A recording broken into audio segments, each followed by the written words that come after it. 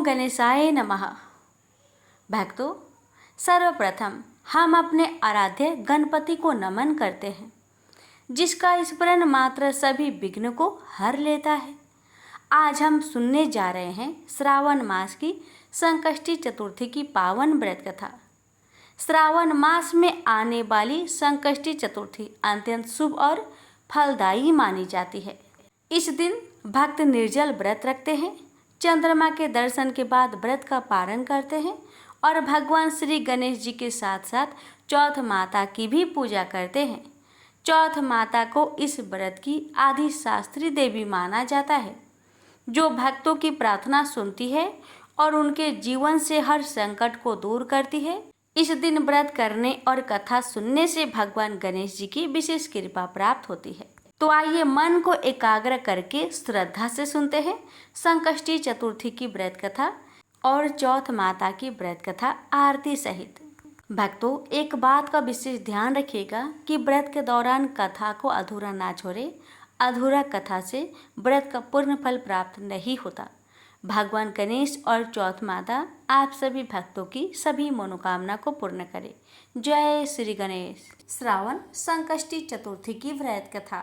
ऋषिगण पूछते हैं कि हे स्कंद कुमार, दरिद्रता, शोक, कुष्ठ आदि से विकलांग, शत्रुओं से संतप्त, राज्य से निष्कासित राज, सदैव दुखी रहने वाले, धनहीन, समस्त उपद्रव से पीड़ित, विद्याहीन, संतानहीन, घर से निष्कासित लोगों, रोगियों एवं अपने कल्याण की कामना करने वाले लोग को क्या उपाय करना चाहिए जिससे उनका कल्याण हो और उनके उपरोक्त कष्टों का निवारण हो।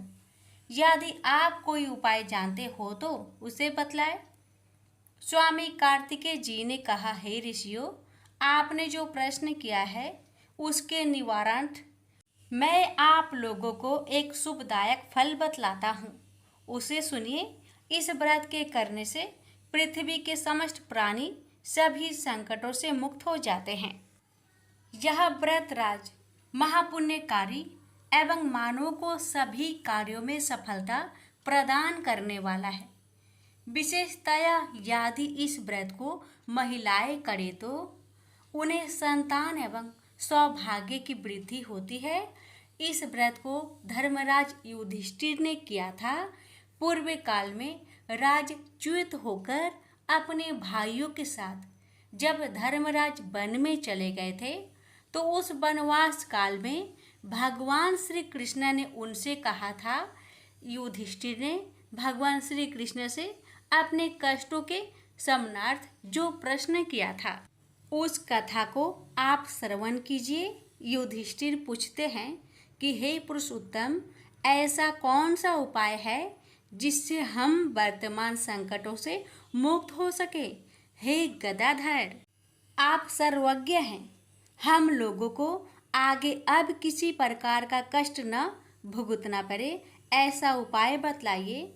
स्कंद कुमार जी कहते हैं कि जब धैर्यवान युधिष्ठिर विनम्र भाव से हाथ जोड़कर बारंबार अपने कष्टों के निवारण का उपाय पूछने लगे, तो भगवान श्री कृष्ण ने कहा कि हे राजन, संपूर्ण कामनाओं को पूर्ण करने वाला एक बहुत बड़ा गुप्त व्रत है। हे युधिष्ठिर, इस व्रत के संबंध में मैंने आज तक किसी को नहीं बतलाया है। हे राजन, प्राचीन काल में सतयुग की बात है कि पर्वतराज हिमालय की सुंदर कन्या पार्वती ने शंकर जी को पति रूप में प्राप्त करने के लिए गहन वन में जाकर कठोर तपस्या की, परंतु भगवान शिव प्रसन्न होकर प्रकट नहीं हुए। तब शैल तनया पार्वती जी ने अनादि काल से विद्यमान गणेश जी का स्मरण किया। गणेश जी को उसी क्षण प्रकट देखकर पार्वती जी ने पूछा कि मैंने कठोर, दुर्लभ एवं लोमहर्षक तपस्या की, किंतु अपने प्रिय भगवान शिव को प्राप्त ना कर सकी। वह कष्ट विनाशक दिव्य व्रत जिसे नारद जी ने कहा है और जो आपका ही व्रत है, उस प्राचीन व्रत के तत्व को आप मुझसे कहिए। पार्वती जी की बात सुनकर तत्कालीन सिद्धिदाता गणेश जी उस कष्टनाशक शुभदायक व्रत का प्रेम से वर्णन करने लगे। गणेश जी ने कहा, हे अचल सुते, अत्यंत पुण्यकारी एवं समस्त कष्टनाशक व्रत को कीजिए। इसके करने से आपकी सभी आकांक्षाएं पूर्ण होगी और जो व्यक्ति इस व्रत को करेंगे उन्हें भी सफलता मिलेगी। श्रावण के कृष्ण चतुर्थी की रात्रि में चंद्रोदय होने पर पूजन करना चाहिए। उस दिन मन में संकल्प करें कि जब तक चंद्रोदय नहीं होगा मैं निराहार रहूंगी। पहले गणेश पूजन कर ही भोजन करूंगी। मन में ऐसा निश्चय करना चाहिए। इसके बाद सफ़ेद तिल के जल से स्नान करें, मेरा पूजन करें। यदि सामर्थ्य हो तो प्रतिमास स्वर्ण की मूर्ति का पूजन करें। अभाव में चांदी, अष्टधातु अथवा मिट्टी की मूर्ति की ही पूजा करें। अपनी शक्ति के अनुसार सोने, चांदी, तांबे अथवा मिट्टी की कलश में जल भरकर उस पर गणेश जी की प्रतिमा स्थापित करें। मूर्ति कलश पर वस्त्र आच्छादन करके अष्टदल कमल की आकृति बनावे और उसी मूर्ति की स्थापना करें। तत्पश्चात षोडशोपचार विधि से भक्ति पूर्वक पूजन करें। मूर्ति का ध्यान निम्न प्रकार से करें। हे लंबोदर, 4 भुजा वाले, 3 नेत्र वाले, लाल रंग वाले, हे नील वर्ण वाले, शोभा के भंडार, प्रसन्न मुख वाले गणेश जी, मैं आपका ध्यान करता या करती हूँ। हे गजानन, मैं आपका आह्वान करता या करती हूँ। हे विघ्नराज, आपको प्रणाम करता हूँ। यह आसन है। हे लंबोदर, यह आपके लिए पाद्य है। हे शंकर सुवन, यह आपके लिए अर्घ्य है। हे उमापुत्र, यह आपके स्नानार्थ जल है। हे वक्रतुंड, यह आपके लिए आचमनीय जल है। हे शूर्पकर्ण, यह आपके लिए वस्त्र है। हे सुशोभित, यह आपके लिए यज्ञोपवीत है। हे गणेश्वर, यह आपके लिए रोली चंदन है। हे विघ्न विनाशन, यह आपके लिए फूल है। हे विकट, यह आपके लिए धूप बत्ती है। हे वामन, यह आपके लिए दीपक है। हे सर्वदेव, यह आपके लिए लड्डू का नैवेद्य है। हे देव, यह आपके निमित्त फल है। हे विघ्नहर्ता, यह आपके निमित्त मेरा प्रणाम है। प्रणाम करने के बाद क्षमा प्रार्थना करें। इस प्रकार षोडशोपचार रीति से पूजन करके नाना प्रकार के प्रसादों को बनाकर भगवान को भोग लगाए। हे देवी, शुद्ध देसी घी में 15 लड्डू बनाए। सर्वप्रथम भगवान को लड्डू अर्पित करके उसमें से 5 ब्राह्मणों को दे दे।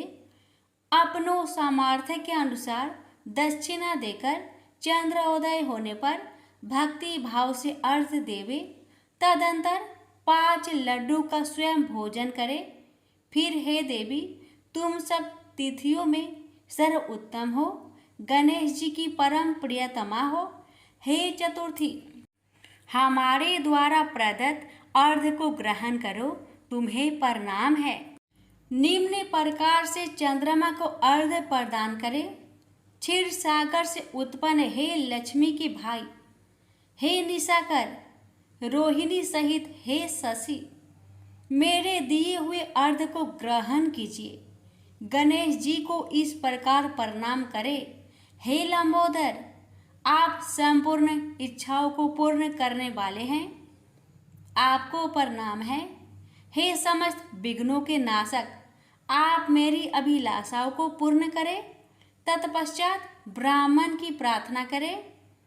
हे दिव्यराज, आपको नमस्कार है। आप साक्षात देव स्वरूप हैं। गणेश जी, प्रसन्नता के लिए हम आपको लड्डू समर्पित कर रहे हैं।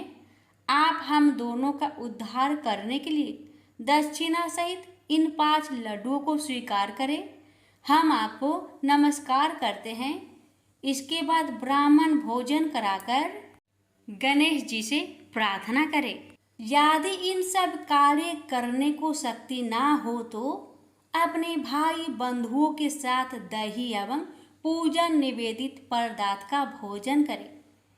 प्रार्थना करके प्रतिमा का विसर्जन करें और अपने गुरु को अन्न वस्त्र आदि एवं दक्षिणा के साथ मूर्ति दे देवे। इस प्रकार से विसर्जन करें। हे देव में श्रेष्ठ गणेश जी, आप अपने स्थान को प्रस्थान कीजिए एवं इस व्रत पूजा के फल को दीजिए। हे सुमुखी, इस प्रकार जीवन भर गणेश चतुर्थी का व्रत करना चाहिए। यदि जन्म भर ना कर सके तो 21 वर्ष तक करें। यदि इतना करना भी संभव ना हो तो 1 वर्ष तक 12 महीने के व्रत को करें। यदि इतना भी ना कर सके तो वर्ष के 1 मास को अवश्य ही व्रत करें और श्रावण चतुर्थी को व्रत का उद्यापन करें। प्रेम से बोलिए गणेश महाराज की जय। पौराणिक कथा के अनुसार एक बार नारद जी सत्यलोक में गए थे। वहां उन्होंने ब्रह्मा जी से पूछा कि प्रभु, सबसे सरल उपासना किस देवता की है? ब्रह्मा जी बोले, देव ऋषि, ऐसा ही प्रश्न एक बार पार्वती ने भगवान शंकर से किया था। तब शिव जी बोले कि श्री गणेश जी की उपासना ही सर्व सुलभ है और समस्त अभिष्टों को देने वाली है। पार्वती इतने उत्तर से संतुष्ट नहीं हुई, इसलिए उन्होंने पूछा कि यह उपासना करके किस किस को सहज में ही अभिष्ट सिद्धि हो गई, सो बताए प्रभु। शिव जी बोले कि हे प्रिय, द्वापर युग में सुदामा नामक एक अति दरिद्र, सदाचारी एवं विद्वान ब्राह्मण था। वह आर्थिक संकट से बहुत ही दुखी रहता था। एक दिन उसकी पत्नी ने उससे निवेदन किया कि प्राणनाथ, आप व्यर्थ ही इतना कष्ट क्यों उठा रहे हो? भगवान त्रिलोकीनाथ आपके बाल सखा है, आप उनके पास जाइए, आपकी दरिद्रता अवश्य ही दूर कर देंगे, मुझे ऐसा विश्वास है। यद्यपि सुदामा अपने मित्र से कुछ मांगना नहीं चाहता था, तथापि उसे पत्नी की अत्यधिक आग्रह के कारण जाना ही पड़ा। पत्नी ने थोड़े से टंडुल मैले चिथड़े में बांधकर उपहार के स्वरूप में दे दिए। बेचारा सुदामा मार्ग पार करते हुए किसी प्रकार द्वारिकापुरी पहुंचा, किंतु राजभवन के द्वारपालों ने उसे भीतर नहीं जाने दिया। सुदामा ने अपनी मित्रता की बात बताई तो वह हंसने लगे, किंतु बहुत आग्रह करने पर उन्हें दया आ गई। एक द्वारपाल ने द्वारिकाधीश से जाकर कहा, प्रभु, कोई सुदामा नाम का दरिद्र ब्राह्मण द्वार पर खड़ा है, क्योंकि वह स्वयं अपने आप को आपका बाल सखा बताता है और आपसे मिलना चाहता है। सुदामा का नाम सुनते ही भगवान दौड़े आए और सुदामा से गले मिलकर उसे भीतर ले गए।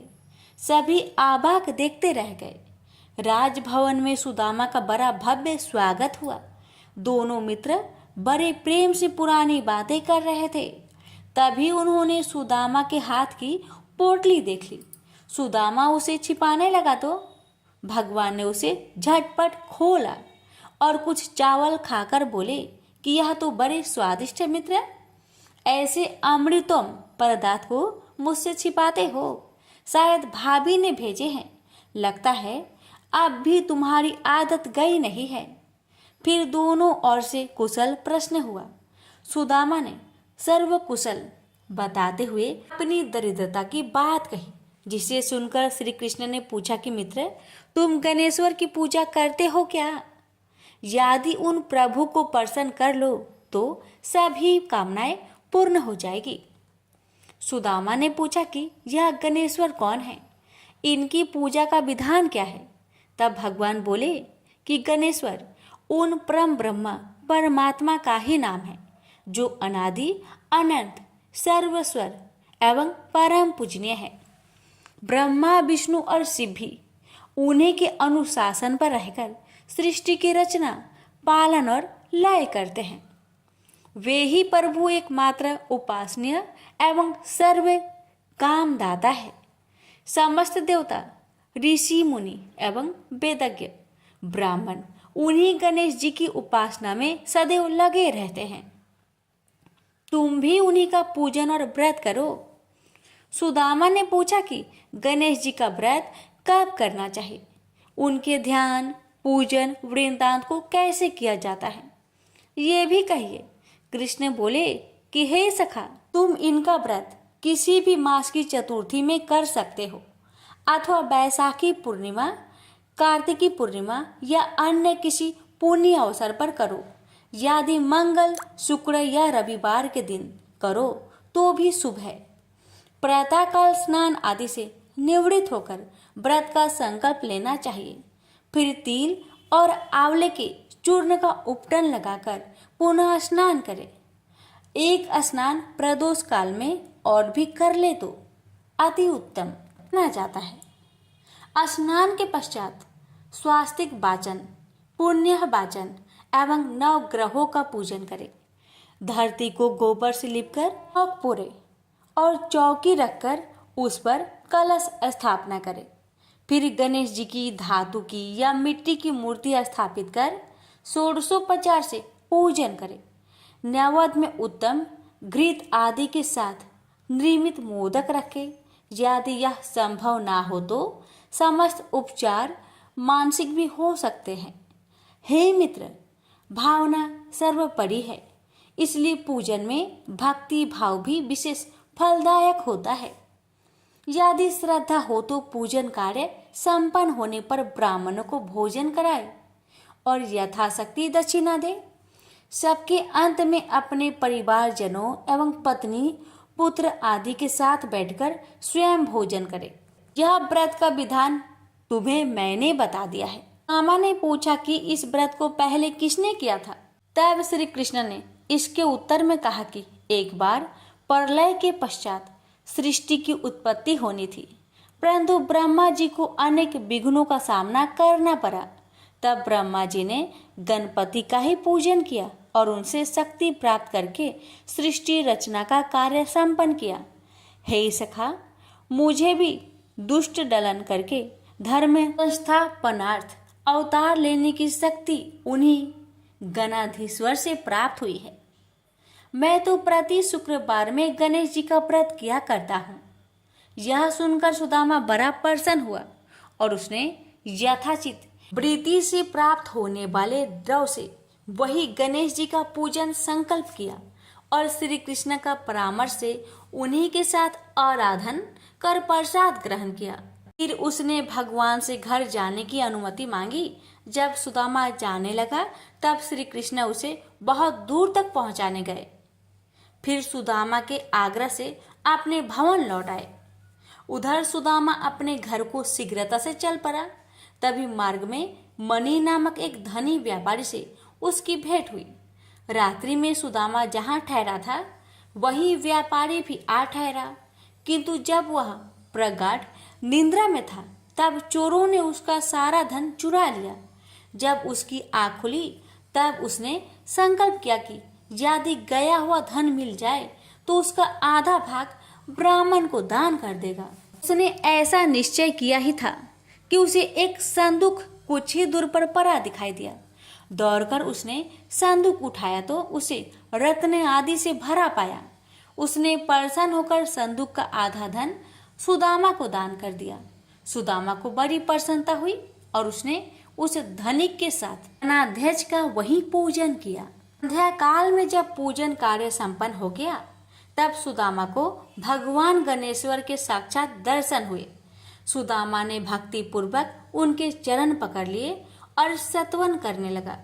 उसने प्रभु से निवेदन किया कि हे दयानिधे, हे सत्य स्वरूप परात्पर ब्रह्मा, आप परम दयालु और भक्त वत्सल है।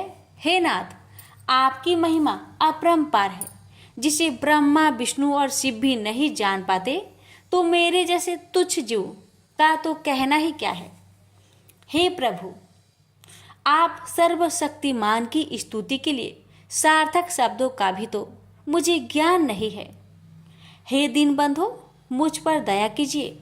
आपको बारंबार नमस्कार है, नमस्कार है। गणेश जी ने प्रसन्न होकर सुदामा के मस्तक पर अपना वरद हस्त फेरते हुए कहा कि हे वृषश्रेष्ठ, वर मांगो, मैं तुम पर बहुत प्रसन्न हूँ। सुदामा ने हाथ जोड़कर कहा, करुणा सिंधु, जब आप सर्व ऐश्वर्यमय की मुझ पर पूर्ण कृपा है तो फिर क्या मांगू। हे नाथ, यदि आप प्रसन्न है तो मुझे अपनी अनन्य भक्ति प्रदान करें, बस यही मेरे लिए अत्यंत श्रेष्ठ वर होगा। गणेश्वर एवं मस्तु कहकर तर ध्यान हो गए। उस समय वह धनिक भी वहां उपस्थित था। उसने सुदामा से गणेश जी की पूजन और महात्म्य संबंधी कुछ बातें पूछी और फिर उसने स्वयं भी श्री गजानन का व्रत करने का संकल्प किया। सुदामा पर भगवान गणाध्यक्ष की बड़ी महती कृपा हुई। मामा वहां से चलकर अपने घर पहुंचा तो यह देखकर अत्यंत विस्मय करने लगा, वहां कहीं भी उसकी पर्णकोटि नहीं है, वरन एवं वैभवशाली भवन खड़ा है जो वहां कभी नहीं था। सुदामा सोचने लगा कि यह क्या हुआ, क्या किसी ने मेरी कुटी तुड़वाकर अपना महल बनवा लिया है, और यदि ऐसा है तो मेरी पत्नी कहाँ गई। सुदामा इस प्रकार चिंता में पड़ा था। तभी उसकी पत्नी ने भवन के भीतर से उसे देख लिया और सेवकों को उसे बुला लाने की आज्ञा दी। जब सुदामा भीतर गया तो उसकी पत्नी ने कहा कि हे नाथ, रात में मैं अपनी पूर्ण कोटि में सोई हुई थी और प्रातः आँख खोलने पर अपने को इस राजसी भवन में पाया। मुझे आश्चर्य है कि यह सब क्या हो गया। इतने दास दासी भी न जाने कहाँ से आ गए हैं। तब सुदामा ने भगवान गणेश जी के प्रसन्न होने का समस्त वृत्तांत अधोपांत सुना दिया। फिर तो वे प्रतिमासी गणेश जी का पूजन करने लगे तथा यह सर्व सुख भोगकर अंत में गणेश लोक को प्राप्त हुए। प्रेम से बोलिए गजानंद भगवान की जय। प्राचीन काल की बात है कि कैलाश शिखर पर अनेक देव, दिव्य ऋषिगण, सिद्ध गण आदि के साथ ब्रह्मा जी भी एक उच्च आसन पर विराजमान थे। वहीं पर एक अन्य आसन पर भगवान शंकर भी जगत जननी उमा सहित शोभ्यमान थे। उनके निकट ही गणपति और कुमार कार्तिकेय दोनों ही अन्य बालकों के साथ कीड़ा में मग्न थे। शिव जी के हाथ में एक दिव्य फल था। वे सोच रहे थे कि इसे किसे दिया जाए। पार्वती जी से पूछा तो वे कभी कहती कि गणेश को दे दीजिए और कभी कहती कुमार को देना उचित होगा। जब वे कुछ निश्चयात्मक उत्तर ना दे पाई तो शिव जी ने उसे बाद में विचार करने के उद्देश्य से अपने पास रख लिया। अब दोनों बालक गणेश और कुमार उस फल की मांग करने लगे। जब उनका अधिक आग्रह बढ़ा तब शिव जी ने ब्रह्मा जी से पूछा, ब्राह्मण, यह अपूर्व फल देवर्षि नारद जी दे गए थे, इसे यह दोनों बालक मांग रहे हैं। फल एक ही है और आधा फल कोई लेना नहीं चाहता। ऐसी स्थिति में आप ही निर्णय कीजिए कि यह इनमें से किसे दिया जाए। ब्रह्मा जी विचार कर बोले, यदि फल एक ही है तो नियम अनुसार किसी भी वस्तु पर छोटे बालक का अधिकार पहले होता है। ब्रह्मा जी की बात सुनकर शिव जी ने वह फल कुमार को दे दिया। यह देखकर गणपति रुष्ट हो गए। विशेषकर उनका क्रोध चतुरानन पर ही था कि उन्होंने ऐसी व्यवस्था क्यों दे डाली। सभा समाप्त हुई। सभी देवता आदि उठ उठकर अपने अपने स्थान को चले गए। ब्रह्मा जी भी अपने लोक में जा पहुंचे। वहां उन्हें सृष्टि का आरंभ करना था, किंतु जैसे ही वे सर्ग रचना में लगे वैसे ही गणेश्वर ने विघ्न उपस्थित कर दिया। उस समय उन्होंने प्रकट होकर अपना अत्यंत उग्र रूप दिखाया। उनके उस रूप को देखकर ब्रह्मा जी डर के कारण कांपने लगे। चंद्रमा ने देखा कि गणपति का उग्र रूप को देखकर ब्रह्मा जी भय से कांप रहे हैं, तो उसे हंसी आ गई। उसके साथी चंद्रमा के जो गण उस दृश्य को देख रहे थे, वे भी हंस पड़े। यह देखकर भगवान गजानन को क्रोध आ गया और वे चंद्रमा को श्राप देते हुए बोले, मयंक, उन्हें इस समय मेरी हंसी उड़ाकर जो अभद्रता प्रदर्शित की है, उसका फल तुझे मिलना ही चाहिए। जा तू किसी के भी देखने योग्य नहीं रहेगा। यदि कोई भूल से भी देख भी लेगा तो अवश्य ही पाप का भागी होगा। इतना कहकर गजमुख अंतर्ध्यान हो गए। उनका श्राप प्राप्त होते ही चंद्रमा श्रीहीन हो गया। उसके तेज में अत्यंत न्यूनता आ गई। इससे वह बहुत व्याकुल हुआ और खिन्नता पूर्वक पश्चाताप करने लगा। देखा, मैं कैसी मूर्खता कर बैठा। उन जगदीश्वर के साथ वे प्रभु तो अनिमादि गुणों से संपन्न, संसार के कारण के भी कारण एवं महाप्रभु है। उनके रुष्ट होने से मैं अदर्शनीय एवं कालाहीन हो गया हूँ। अब इससे छुटकारा पाने के लिए क्या करूं? जब चंद्रमा के समझ में कोई उपाय नहीं आया तो वह तुरंत ही देवराज इंद्र के पास गया, परंतु इंद्र आदि देवता भी उसे नहीं देखना चाहते थे। उन सभी ने अपनी अपनी आंखें झुका ली। तब इंद्र ने भी उसकी ओर न देखते हुए पूछा, अरे चंद्रमा, तुम्हारी यह दशा कैसे हुई? क्या गजकर्ण के श्राप का ही प्रभाव है? यह सब बात स्पष्ट कहो। चंद्रमा बोला, देवराज, आपसे क्या छिपा है? सब कुछ जानते हुए भी अनजान बनकर क्यों पूछ रहे हैं? हे सहस्त्राक्ष, अब शीघ्र ही मेरे श्राप मुक्त होने का यत्न करो, अन्यथा समस्त संसार ही मेरे श्रापित होने से अशुभ फल भोगेगा। इंद्र ने सत्वाना दी और बोले, चलो ब्रह्मा जी से ही इसका उपाय पूछे, क्योंकि उनके समान ज्ञानी और सर्व लोकोपकारी अन्य कोई भी नहीं है। सब देवता उसके साथ ब्रह्मलोक पहुंचे। आगे आगे चंद्रमा और पीछे पीछे इंद्र के नेतृत्व में सब देवगण। ब्रह्मा जी ने जब यह जाना कि चंद्रमा आ रहा है तो पाप लगने के भय से उन्होंने भी दृष्टि नीचे कर ली और बोले, कहो सुदासु, यहाँ किस अभिप्राय से आना हुआ?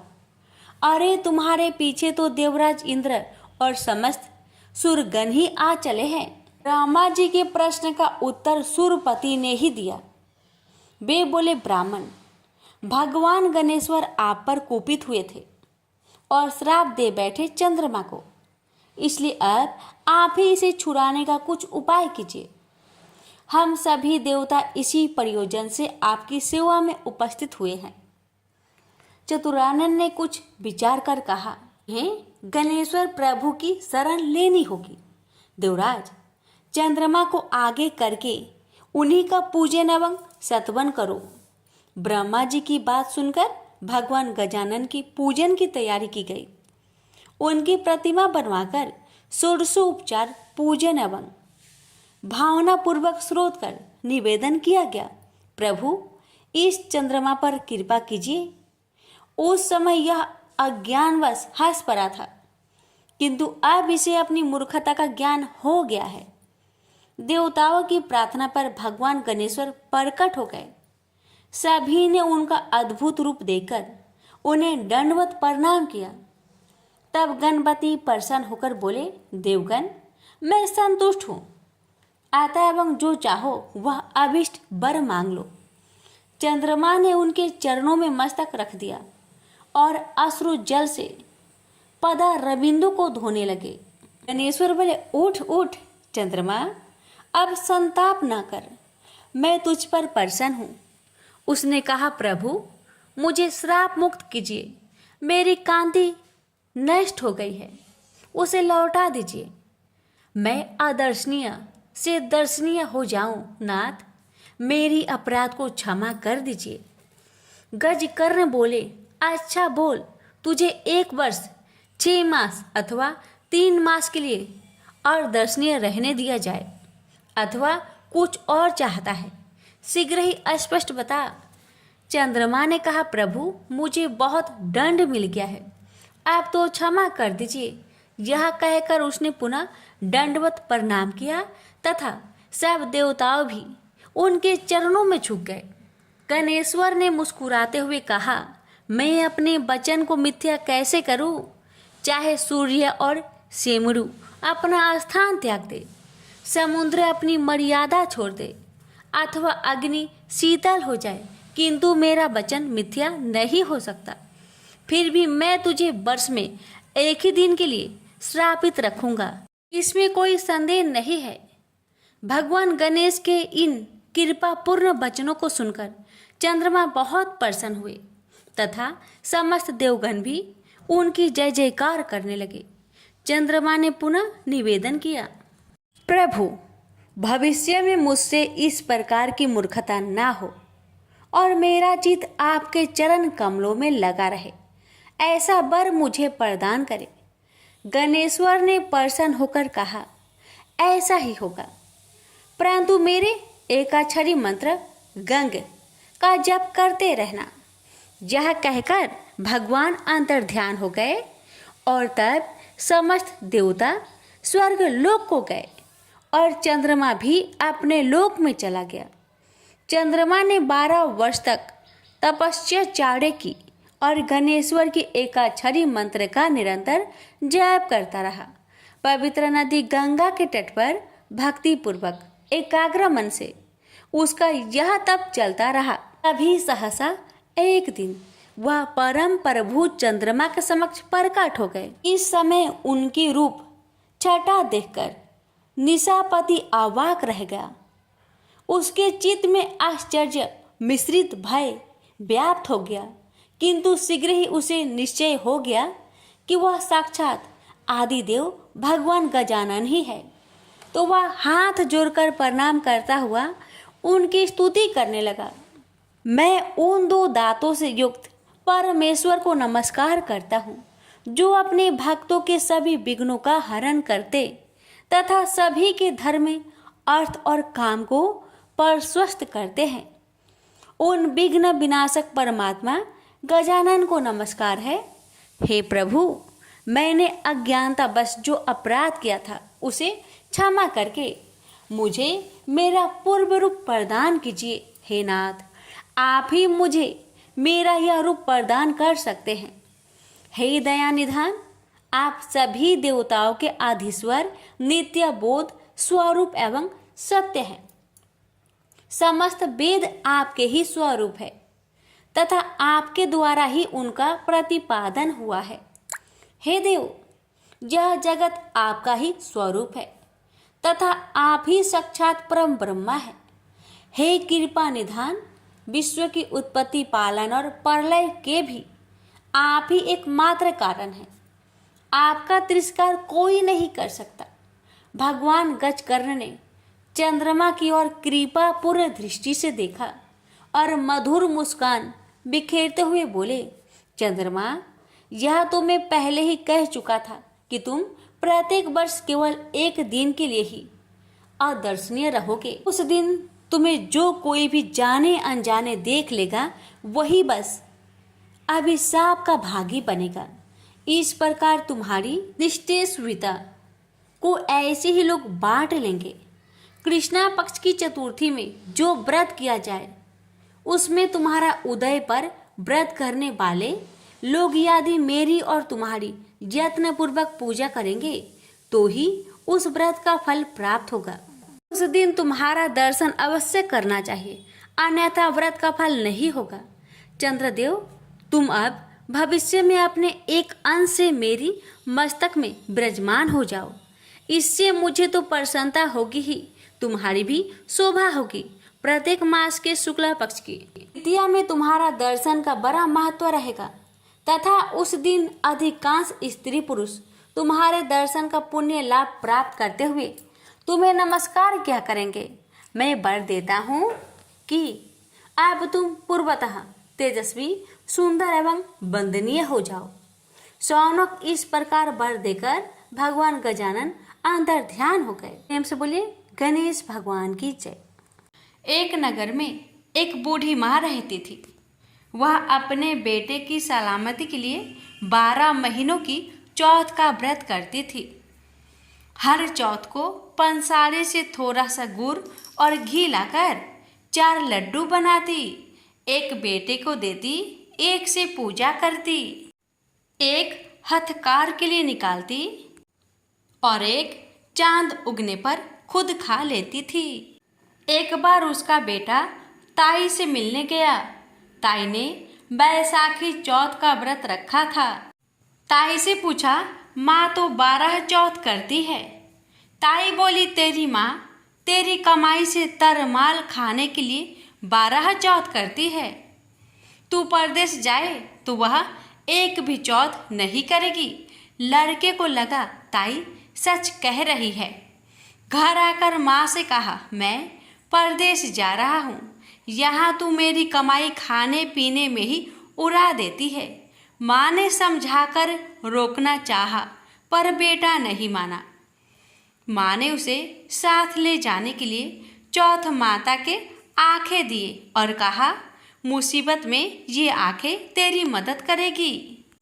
वह आंखें लेकर रवाना हो गया। घूमते हुए एक नगर में पहुंचा। उसने देखा एक बूढ़ी माँ रोते जा रही थी और पुआ बनाते जा रही थी। उसने कारण पूछा तो बूढ़ी माई ने कहा, बेटा, इस नगर की पहाड़ी पर एक दैत्य रहता है। पहले वह नगर में आकर कई लोगों को खाने के लिए मार देता था। अब राजा हर घर से एक आदमी दैत्य के पास भेजता है और आज मेरे बेटे की बारी है, इसलिए रो रही हूँ और उसी के लिए पुए बना रही हूँ। वह बोला, तू पुए मुझे खिला दे, तेरे बेटे की जगह मैं चला जाता हूँ। बूढ़ी माँ ने खीर पुए उसे खिला दिए। खा पीकर वह सो गया। रात को राजा के सैनिक आए तो बूढ़ी माँ ने उसे भेज दिया। दैत्य के सामने पहुंचने पर उसने चौथ माता के आंखें दैत्य की तरफ फेंककर कहा, हे चौथ माता, यदि मेरी माँ मेरी सलामती के लिए व्रत करती है तो दैत्य का सिर कटकर गिर जाए। तुरंत दैत्य का सिर कटकर गिर गया। लड़का वापस आ गया। राजा ने उसे उपहार देकर विदा किया। चलते हुए एक दूसरे राजा के नगर में पहुंचा। इस राज्य में आवा तभी पकता था जब एक इंसान की बलि दी जाती थी। सिपाहियों ने उसे पकड़कर आवे में चुन दिया। लड़के ने आंखें आवे में डाले और कहा, हे चौथ माता, यदि मेरी माँ मेरी सलामती के लिए व्रत करती है तो आवा मेरी बलि लिए बिना ही झट से पक जाए। आवा तुरंत पक गया। आवे में से मिट्टी की जगह सोने चांदी के बर्तन निकले। अंदर से लड़का बोला, बर्तन धीरे धीरे निकालना, मुझे लग न जाए। राजा ने उसे निकलवाया और पूछा, इस आवे से तुम बच कैसे गए? लड़के ने बताया कि उसकी माँ चौथ माता का व्रत करती है, व्रत के कारण ही वह बच पाया है। राजा को विश्वास नहीं हुआ। उसने एक चांदी की सुराही मंगवाई और कहा कि सुराही की नली से निकलकर दिखाओ, तभी मुझे विश्वास होगा। लड़के ने चौथ माता को याद करके आंखें सुराही में डाले और कहा, मैं भौरा बनूं, सुराही से निकलूं। लड़का भौरा बनकर सुराही से निकल गया। राजा ने खुश होकर राजकुमारी की शादी उसके साथ करवाई और सभी लोगों को चौथ माता का व्रत करने को कहा। उसे माँ की याद आई। उसने राजा के पास जाकर खुद के नगर जाने की इच्छा जाहिर की। राजा ने रथ, घोड़ा, हाथी और खूब सारा दान दहेज देकर उन्हें विदा किया। चौथ के दिन अपने नगर पहुंचा। वह अकेला पंसारी के यहाँ माँ का इंतजार करने लगा। सोचा चौथ है तो माँ यहाँ जरूर आएगी। थोड़ी देर बाद लकड़ी टेकती हुई माँ आती दिखी।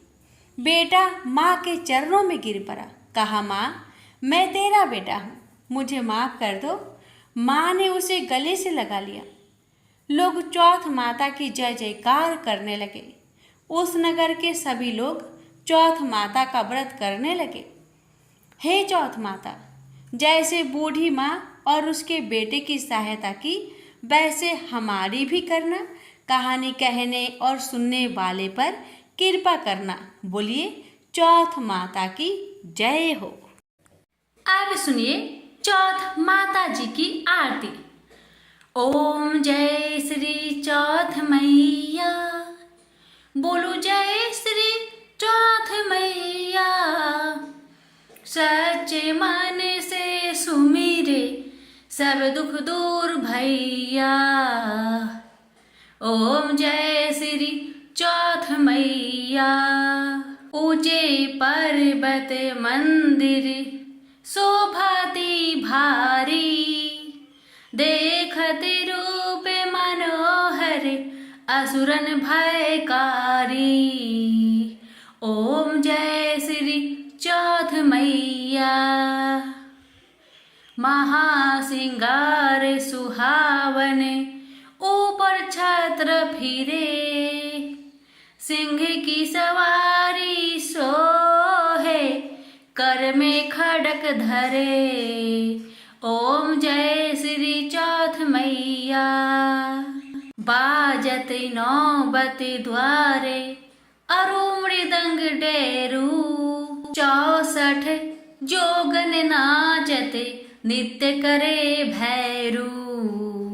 ओम जय श्री चौथ मैया।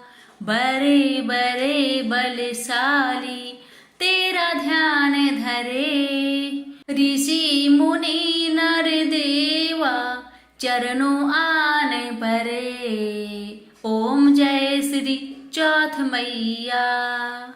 चौथे माता की आरती जो कोई सुहागन गावे, बढ़ते सुहाग की लाली सुख संपत्ति पावे। ओम जय श्री चौथ मैया। अब सुनिए गणेश जी की आरती। जय गणेश जय गणेश जय गणेश देवा, माता जाकी पार्वती पिता महादेवा। एक दंत दयावंत चार भुजाधारी, माथे सिंदूर सोहे मूस की सवारी। जय गणेश जय गणेश जय गणेश देवा, माता जाकी पार्वती पिता महादेवा। पान चढ़े फल चढ़े और चढ़े मेवा, लड्डुअन का भोग लगे संत करे सेवा। जय गणेश जय गणेश जय गणेश देवा, माता जाकी पार्वती पिता महादेवा। अंधन को आँख देते ओढ़िन को काया, बाझन को पुत्र देते निर्धन को माया। जय गणेश जय गणेश जय गणेश देवा, माता जाकी पार्वती पिता महादेवा। सूर्य श्याम शरण आए सफल कीजिए सेवा, माता जाकी पार्वती पिता महादेवा।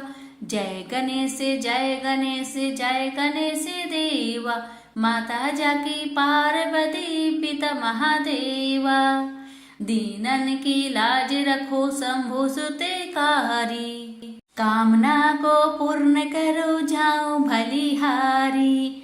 जय गणेश जय गणेश जय गणेश देवा, माता जाकी पार्वती पिता महादेवा। प्रेम से बोलिए गणेश भगवान की जय। हे भगवान, हे चौथ माता, अपने सभी भक्तों की सभी मनोकामना को पूर्ण करना, सभी कष्टों को दूर करना। और हम जो आपकी कथा सुना रहे हैं हम पर भी अपनी कृपा सदा बनाए रखना। प्रेम से बोलिए चौथ मैया की जय, गणेश भगवान की जय।